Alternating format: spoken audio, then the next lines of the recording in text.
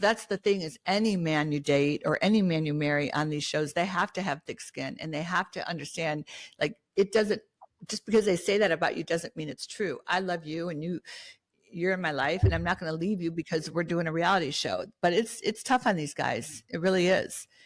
So, when Don and I started filming, he was raising my kids, and he kept saying, I don't want to do a reality show. People get divorced doing a reality show. And I'm like, we're going to be just fine. And sure enough, we got divorced.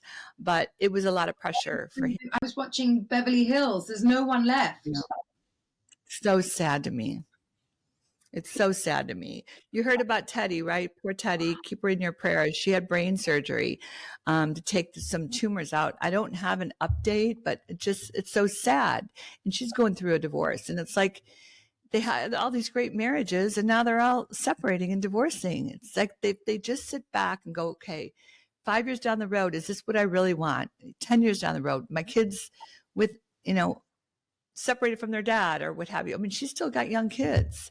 It's just sad, I like Teddi a lot. Yeah. I haven't spoken to her this week, obviously, but I sent her messages, and I just did a podcast with her. I think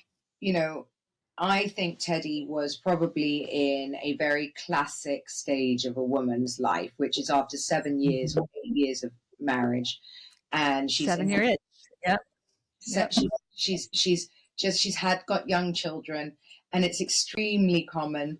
And, whether she means it or not, I think every woman goes through it after you've had children. And I wish it was more spoken about, because I don't necessarily think that Teddi would have done all the things. And now we all know about the brain tumors as well. That cannot have helped. The acting out and everything else that happens. But she's not alone. She's not alone. And I think that, she got a lot of shit for it. But women in general, I have done podcasts on this, feel very, very strange after children and after a certain time in a marriage. Now, whether you get through that or not is, down to all of you guys. It's not as easy when it plays out in public, but it is, I would say, more common than not to be where Teddi was, to look around, to see somebody, look at you a different way. Giving you attention.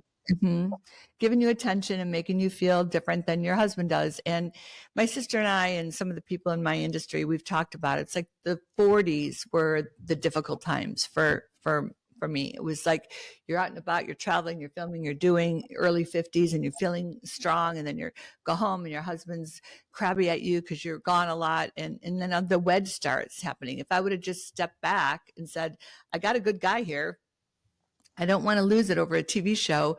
But it was I think a lot of it ego. I mean, you get thinking you're all that in a bag of chips, and you're really not.